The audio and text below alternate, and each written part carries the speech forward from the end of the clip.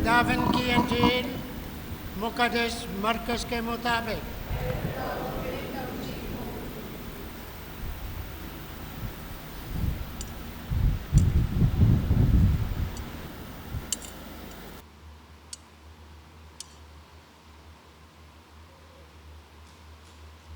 उसका 5 बाब 21 था 43 आयत। एक दिन जब यीशु कश्ती पर फिर पार आया तो बड़ा हजूम उसके पास जमा हो गया और वो झील के किनारे था और इबादत खाने के सरदारों में से यायर नामी एक आया और उसे देखकर उसके कदमों पर गिरा और यूं कहते हुए उसकी बहुत मिन्नत करने लगा, मेरी छोटी बेटी मरने के करीब है, तू आ और उस पर अपने हाथ रख ताकि वो अच्छी हो जाए और ज़िंदा रहे। तब वो उसके साथ चला और बड़ा हजूम उसके पीछे हो लिया और लोग उस पर गिरे पड़ते थे। और एक औरत जिसका 12 बरस से खून जारी था, जिसने कई तबीबों से बड़ी तकलीफ़ उठाकर अपना सब माल खर्च करके कुछ फ़ायदा हासिल ना किया बल्कि बदतर होती गई, यीशु की खबर सुनकर हजूम में उसके पीछे पीछे आई। वो उसकी पोशाक को छुआ क्योंकि वो कहती थी कि अगर मैं सिर्फ उसकी पोशाक ही को छू लूँगी तो अच्छी हो जाऊँगी। और उसी दम उसका इदरार खून बंद हो गया और उसने अपने बदन में मालूम किया कि मैंने तकलीफ़ से खलासी पाई। तब यीशु फ़ौरन आज खुद जान कर कि मुझसे कुव्वत निकली है, हजूम की तरफ फिर कर कहा, मेरे कपड़ों को किसने छुआ? उसके शागिर्दों ने उसे कहा, को देखता है कि हजूम पर तुझ पर गिरा पड़ता है और तू कहता है कि मुझे किसने छुआ? तब उसने नज़र दौड़ाई ताकि उसको देखे जिसने ये काम किया था। तब ये औरत जान कर के मुझ पर क्या असर हुआ, डरती और कांपती हुई आई और उसके आगे गिर पड़ी, सारी हकीकत उससे बयान की। तब उसने उससे कहा, बेटी, तेरे ईमान ने तुझे खलासी बख्शी है, सलामत चले जा और अपनी तकलीफ़ से बची रह। वो ये कह ही रहा था कि इबादत खाने के सरदार के यहाँ से लोगों ने आकर कहा, तेरी बेटी मर गई है। अब उस्ताद को तकलीफ़ देने की क्या ज़रूरत है? यीशु ने उन पर इस बात पर जो उन्होंने कही तवज्जो न करके इबादत खाने के सरदार से कहा, घबरा ना बल्कि इत्काद रख। और उसने स्वाय पतरस, याकूब और याकूब के भाई यूहन्ना को किसी को अपने साथ अंदर आने ना दिया और वो इबादत खाने के सरदार के घर में आए। उसने शोरगुल होते और बहुत रोना पीटने ने देखा और अंदर जाकर उनसे कहा, तुम क्यों गोल करते हो, शोर क्यों मनाते हो, रोते हो? लड़की मरी नहीं बल्कि सोती है।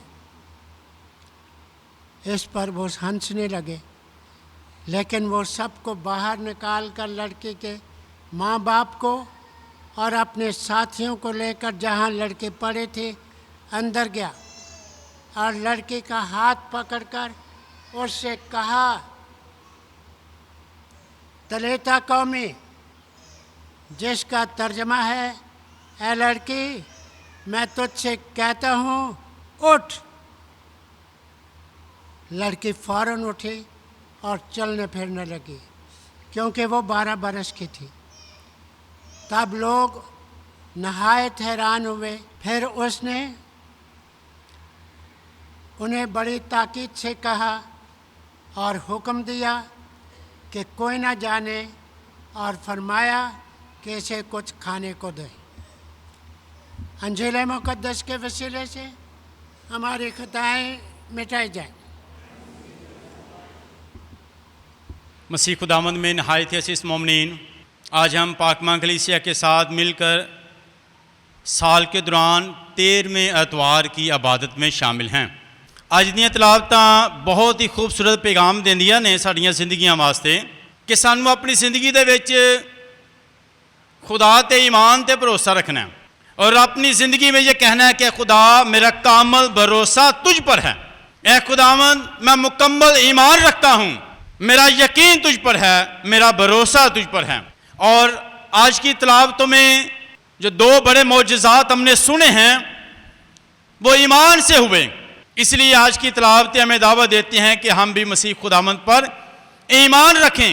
ईमान रखेंगे तो ज़िंदगी बदल जाएगी, ईमान रखेंगे तो दुआ कबूल होगी, ईमान रखेंगे तो खुदा से बरकत पाएंगे, ईमान रखेंगे तो हमेशा उसकी पनाह में रहेंगे और ईमान से मांगी हुई दुआ कबूल होती है और खुदा उसका जवाब देता है।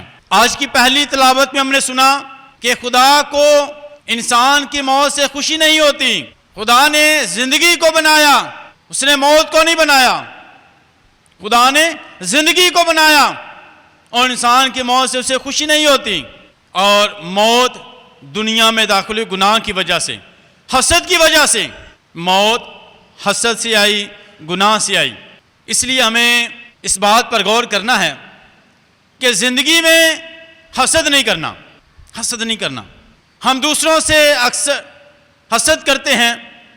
किसी को कामयाबी हुई तो हसद किया, किसी के अच्छे नंबर आ गए तो हसद किया, किसी ने अच्छा घर ले लिया तो उसे हसद किया, किसी की तारीफ किसी ने कर दी तो हसद किया, किसी को अच्छी पोजीशन मिल गई तो उसे हसद किया, किसी को कामयाबी मिली तो उसे हसद किया, कोई ज़िंदगी में अच्छे कपड़े पहनता है तो उसे हसद करते हैं, कोई चीज़ नहीं ले लेता है तो उसे हसद करते हैं।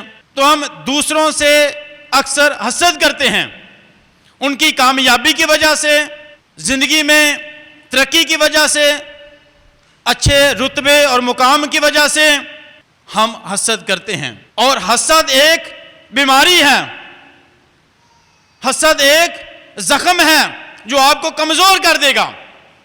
अगर आपकी ज़िंदगी में हसद है, किसी को देखकर, कामयाबी को देखकर आप हसद करते हैं तो ये इसने कहाँ से कर लिया, ये कैसे कर लिया। किसी की कामयाबी से आपको खुशी नहीं हुई तो याद रखें, हसद एक बीमारी है, एक जख्म है जो आपको कमज़ोर कर देगा।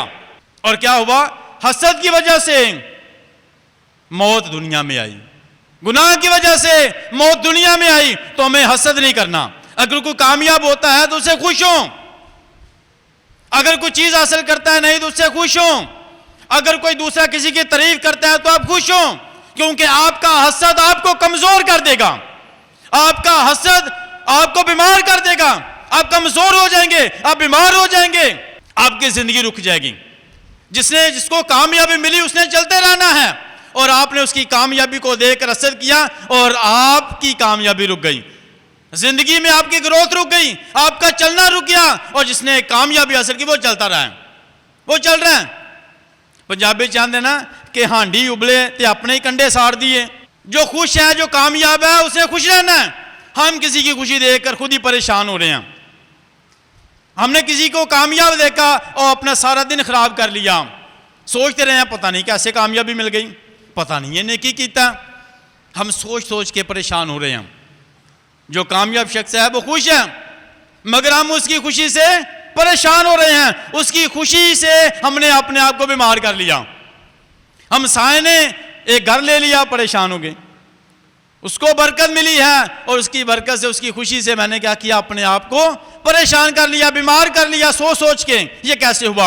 आप भी दुआ करें, आप भी दुआ करें, खुदा आपको भी बरकत देगा। अगर आप तंदुरुस्त होना चाहते हैं, अगर आप भी बरकत पाना चाहते हैं तो दूसरों के लिए दुआ करें, हसद ना करें, हसद ना करें।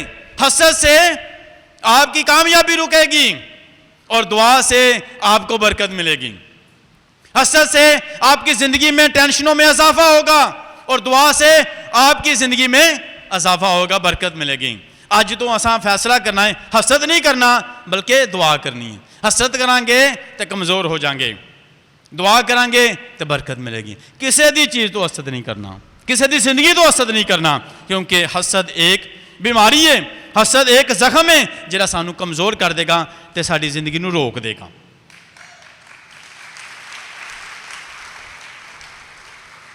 ਇਹਦੇ ਨਾਲ ਅੱਜ ਦੀ ਜਿਹੜੀ दूसरी तलावत असां सुनी है ਉਹਦੇ ਵਿੱਚ देखा गया है कि मसीह खुदावंद इंसान बन के दुनिया में आया, उसने अपने आप को जो अमीर था गरीब कर लिया।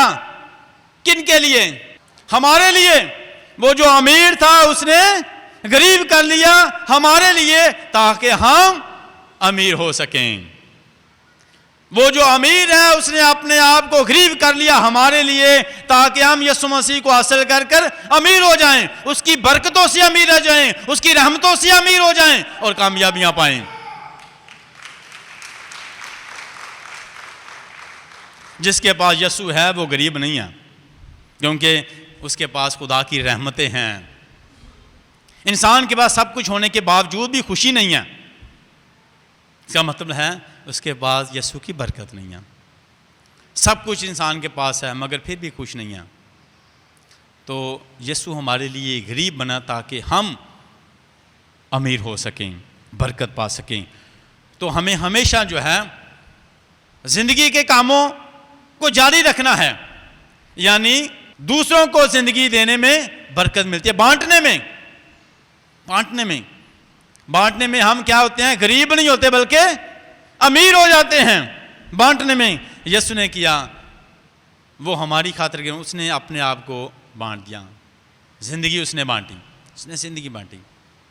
तो हमें भी हमेशा ज़िंदगी को बांटना है।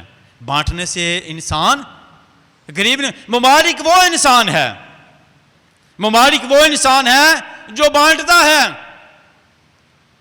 उसकी ज़िंदगी मुबारक हो जाती है, उसके हाथ मुबारक हो जाते हैं। खुदा अपने काम अपने लोगों से लेता है। कितने मुबारक आपके हाथ हैं जो बांटते हैं। पाक कलाम में लिखा है कि लेने वाला नहीं बल्कि देने वाला हाथ मुबारक है, बांटने वाला मुबारक है। यीशु ने अपनी ज़िंदगी दी और क्या हुआ? उसने बांटा और चाहता है कि हम भी बांटने से कभी गरीब नहीं होते बल्कि अमीर होते हैं, खुदा की रहमतों से बरकतों से अमीर होते हैं। तो हमें हमेशा खुदा की नेमतों को दूसरों के साथ बांटना है। लूका रसूल की इंजील में एक नदान साहूकार का जिक्र है। गोदाम बड़े हुए हैं अनाज से, और ज़्यादा गोदाम बना लिए, और क्या हुआ? अपनी जान से कहता है कि जान खा पियाश कर, बड़े सालों का माल जमा है। खुदा ने कहा आज रात ही तेरी जान तुझसे ले ली जाएगी। तो ये जो कुछ जमा किया है ये किसका होगा? किसका होगा? ये इसलिए दिया जाता है ताकि बांट सकें। बांटने से दी हुई नेमतों में इजाफा हो जाता है, जो है उसमें इजाफा हो जाता है। जो आपको खुदा ने दिया है खुदा उसको बढ़ा देता है। तो हमें हमेशा बांटना है, जिंदगी को बांटना है, बरकतों को बांटना है। जो बरकतें दी हैं खुदा ने इसलिए दी है ताकि आप इनको दूसरों के साथ बांट सकें। और हमेशा ज़िंदगी में खुदा से मदद मांगे, रहनुमाई मांगे कि हम उसकी मर्ज़ी को पूरा। हर दिन खुदा की तरफ से बरकत है और हर दिन का हमने उसको हिसाब देना है, हर दिन का हमने उसको हिसाब देना है। अपने दिन का आगाज़ मसीह खुदावंद से करें। अगर टाइम नहीं मिला तो अपने दिन का एहतमाम यीशु के साथ करें ताकि आपको बरकत मिले। कि ये दिन मैंने ज़ाया नहीं किया, सुबह यीशु का नाम लिया था, अगर भूल गया तो शाम को लिया, आज का दिन मैंने ज़ाया नहीं किया, उसकी बरकत आपको मिलेगी। आपने आज के दिन की कदर की है। ज़िंदगी में महीने में जितने दिन हैं एक दिन भी ज़ाया ना करें। अगर आप स्लीप का निशान कर लेंगे सुबह उठकर तो आपने उस दिन का आगाज़ यीशु के साथ कर लिया है, आपने को उस दिन की बरकत मिल गई है। आपने वो दिन यीशु के साथ गुजारा है, वो दिन अकेले नहीं गुजारा, आपने उस दिन की कदर की है। आपने अपने आप को बरकत दी है। स्लीप का निशान करने से आपको बरकत मिली है कि बदन ब्लेस हो जाते हैं और आप सारा दिन यीशु के साथ गुजारते हैं। आज की इंजील पाक में 2 मोजज़ात का जिक्र है। या नामी शख्स जो इबादत खाने का सरदार है, उसकी बेटी बहुत बीमार है और ये 2 मोजज़े जो हुए हैं इनमें 2 बातें बड़ी खास हैं। 2 मोजज़े जो हुए हैं इनमें 2 बातें बड़ी खास हैं। मोजज़े के लिए ईमान का होना ज़रूरी है और मोजज़े के लिए यीशु की पहचान होना ज़रूरी है। मोजज़े के लिए ईमान होना ज़रूरी है और मोजज़े के लिए यीशु की पहचान होना ज़रूरी है। यार नामी शख्स जो इबादत खाने का सरदार था, उसकी बेटी मरने के करीब थी। माशरे में एक मुकाम है, इज़्ज़त है, रुतबा है और आज वो यीशु मसीह के पास आता है। काफ़ी लोग उसके साथ थे, काफ़ी लोग उसे जानते हैं, मगर आज इस शख्स की ज़िंदगी में देखते हैं इसे किसी की परवाह नहीं कि मैं खुद एक इबादत खाने का सरदार हूँ, एक उस्ताद हूँ, एक मकाम और रुतबा है और मैं यीशु मसीह के कदमों में जाकर गिर रहा हूँ।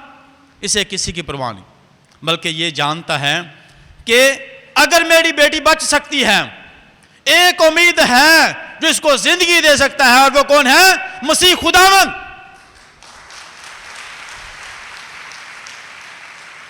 मेरी बेटी के बचने की एक उम्मीद है और जो इसको जिंदगी दे सकता है वो मसीह खुदावंद है। उसे किसी की परवाह नहीं। कौन क्या कहेगा? कोई कहता है तो कहता रहे, मुझे तो जिंदगी पानी है, शफा पानी है। मैं यीशु के पास आ गया और कदमों में गिरा है। ये उसकी हलीमी देखें, कदमों में गिरा है और यीशु की मिन्नत की है, क्या उस्ताद मेरी बेटी जो मरने के करीब है, जल्द चल।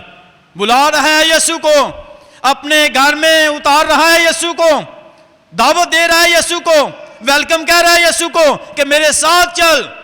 यीशु को अपने घर बुला रहा है, शिफा के लिए, जिंदगी के लिए यीशु को अपने घर बुला रहा है कि ऐ खुदावंद, ऐ उस्ताद मेरे साथ चल, मेरे घर में आ और मेरी बेटी पर हाथ रख ताकि वो बच सके। मेरी बेटी पर हाथ रख ताकि वो बच सके। और पाकमास में जब काहिन पाकमास की कुर्बानी चढ़ाता है तो वो तबद्दल के वक्त मसीह खुदावंद खुद जो है उस रोटी और मैं को बरकत देते हैं और वो यीशु के पाक बदन में दे और वो काहिन के हाथ यीशु के हाथ बन जाते हैं। इसलिए पाकमास के बाद लोग काहिन से बरकत लेते हैं क्योंकि काहिन के हाथ यीशु के पाक बदन को छू कर आते हैं। इसलिए लोगों के सर पर हाथ रखा जाता है और यार भी कहा कहता है कि चल और मेरी बेटी पर हाथ रख। और तेरे हाथ रखने से शिफा मिल जाएगी, तेरे हाथ रखने से बीमारी खत्म हो जाएगी, तेरे हाथ रखने से रोग खत्म हो जाएगा। तू मेरे घर में आ और मेरी बेटी पर हाथ रख। हाथ रखने से बरकत मिलती है, हाथ रखने से शफा मिलती है, हाथ रखने से जिंदगी मिलती है। और जब काहिन हाथ रखता है तो यीशु से बरकत देता है। सिर्फ तू हाथ ही रख दे और मेरी बेटी शफा पाई जाए। इसका ईमान था, जो कर सकता था उसने किया अपनी बेटी की शफा के लिए। एक तो बाप है और बाप भी हमारे जो बच्चों के लिए कर सकते हैं वो करते हैं, चाहे कुछ भी करना पड़ जाए। वो चाहते हैं कि मेरे बेटे को, मेरी बेटी को शफा मिल जाए, इसको जिंदगी मिल जाए। और बाप कुछ भी करना चाहे तो वो करता है अपने बच्चों के लिए। उसे कुछ भी करना पड़ जाए तो वो करता है, बस शफा मिल जाए, मेरे बच्चे बच जाएं, मेरा ख़ानदान बच जाए, मेरे घर को बरकत मिल जाए। और यीशु के कदमों में आकर गिरता है। अब उसे परवाह नहीं स्टेटस की, लोग क्या कहेंगे, माशरे की, मैं तो खुद एक सरदार हूँ, मैं तो खुद एक टीचर हूँ। नहीं, वो जानता है कि सिर्फ यीशु ही दे सकता है।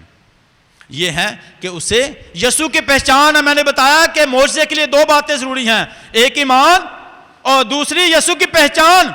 यीशु है कौन?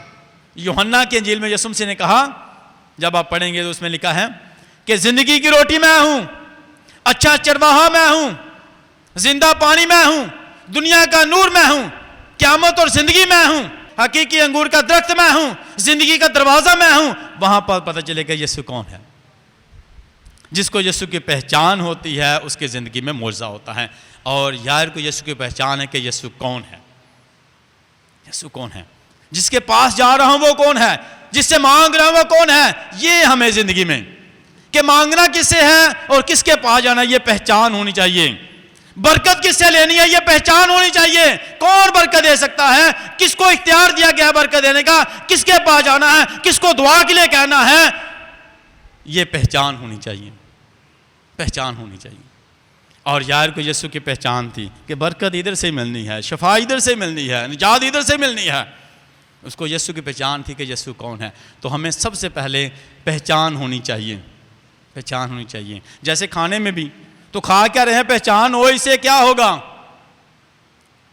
हमारी खुराक का हम करते हैं ना, फैसला करते हैं खुराक खानी कौन सी है।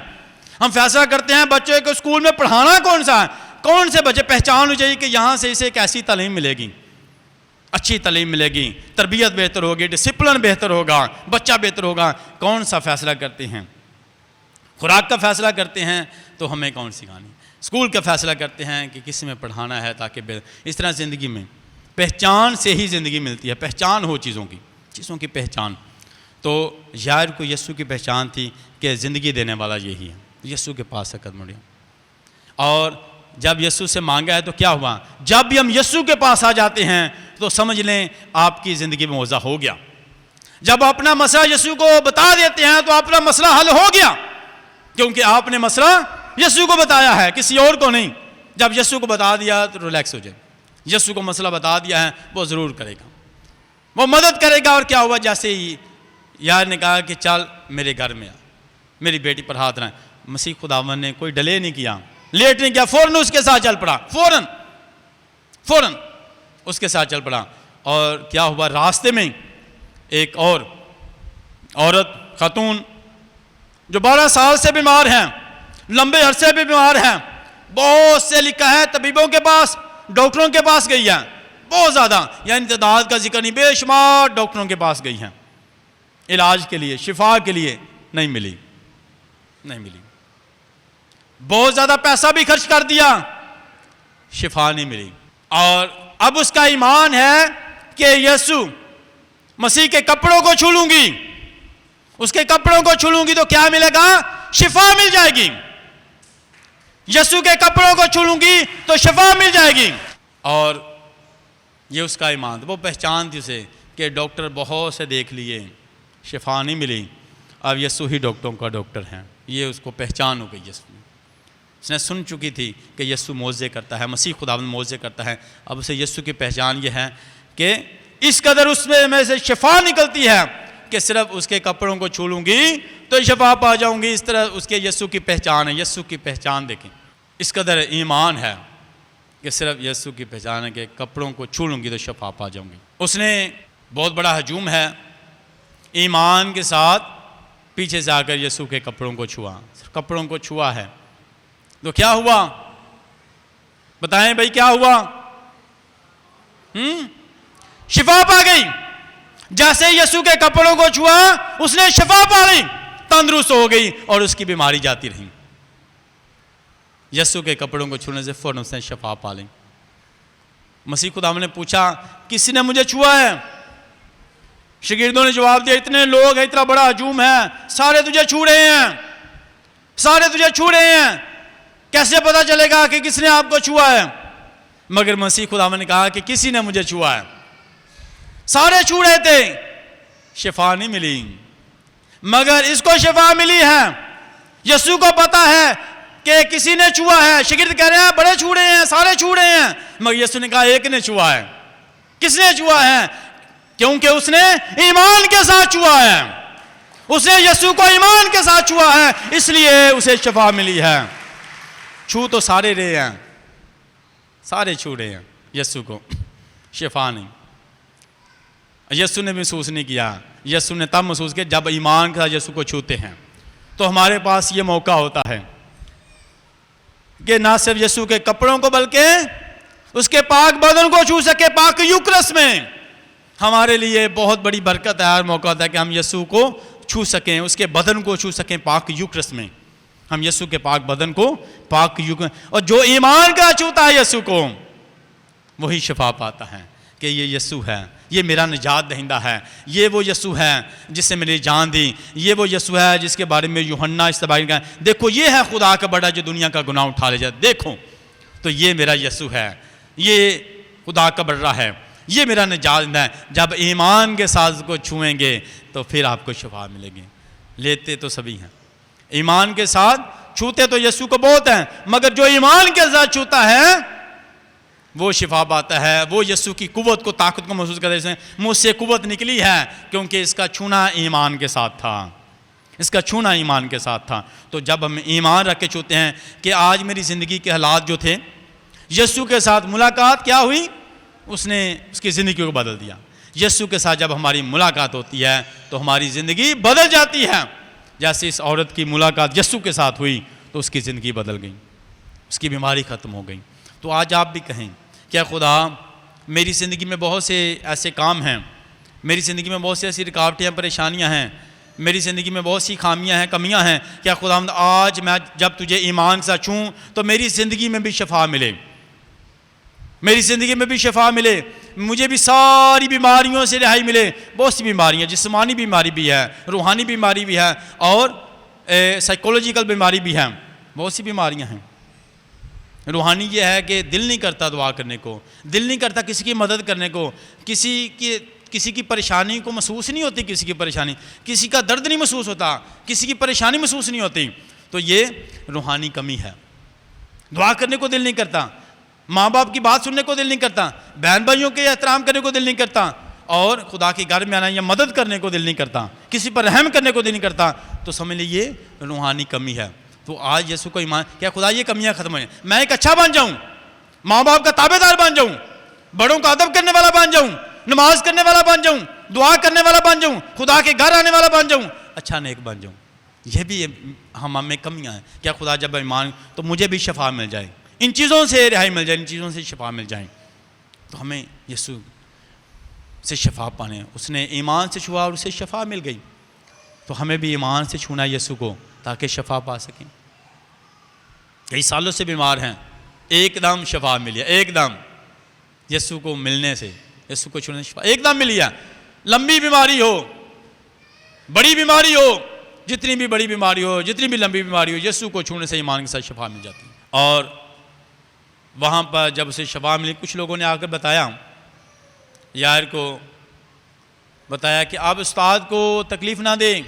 अब क्या हुआ है, अब उस्ताद को अपने घर में ना लेकर आ, क्या हुआ है, तेरी बेटी जो है वो, ये आकर उन्होंने बताया, रिपोर्ट की, क्योंकि उनका ईमान क्या था, उनकी सोच क्या थी, जहन में क्या था कि मसीह खुदावंद सिर्फ बीमारों को ठीक कर सकता है। बीमार सी ते फिर शफा मिल सकती, हूं ते बीमार भी नहीं आ गई, हूं ते खत्म हो गई, बेटी खत्म हो गई है, मर चुकी है, अब बुलाने की जरूरत नहीं है, क्योंकि उनकी सोच क्या थी कि मसीह खुदावंद सिर्फ बीमारों को शफा देते हैं, अब बुलाने की जरूरत नहीं है। मगर मसीह खुदावंद ने कहा, बेटी मरी नहीं बल्कि सोती हैं। मसीह खुदावंद ने उस बेटी के उस घर में जाकर उसका हाथ पकड़ा और कहा कि उठ त्रिता कौमी, और वो बेटी फौरन, यीशु ने उसका हाथ पकड़ा, यीशु ने उसको छुआ, वहां पर औरत ने यीशु को छुआ, यहां पर यीशु ने उसको छुआ और उसको शफा मिल गई। बस आज की जो मौजूद छूने से हैं, वहां पर औरत ने यीशु को छुआ, उसके शफा मिले, यहाँ पर यीशु ने उसको छुआ और यीशु को छूने से हमें शफा मिलती है। और मसीह खुदा बताते हैं कि वो सिर्फ बीमारों को ठीक नहीं करते बल्कि मुर्दों को भी जिंदा कर देते हैं, मुर्दों को भी जिंदा कर देते, नामुमकिन काम भी मुमकिन कर देते हैं। हमें उस पर भरोसा रखने की ज़रूरत है, क्योंकि जब लोगों ने कहा कि तेरी बेटी मर चुकी है, अब उस्ताद को तकलीफ़ ना दे, मसीह खुदावंद ने बाप से कहा डरना नहीं। जिस तरह पिछले इतवार उसने शागिर्दों से कहा तूफ़ान आ गया, डरना नहीं, घबराना नहीं, ईमान रखो। तो यार से भी कहा कि ईमान रखो, तेरी बेटी मरी नहीं बल्कि सोती, ईमान रखो।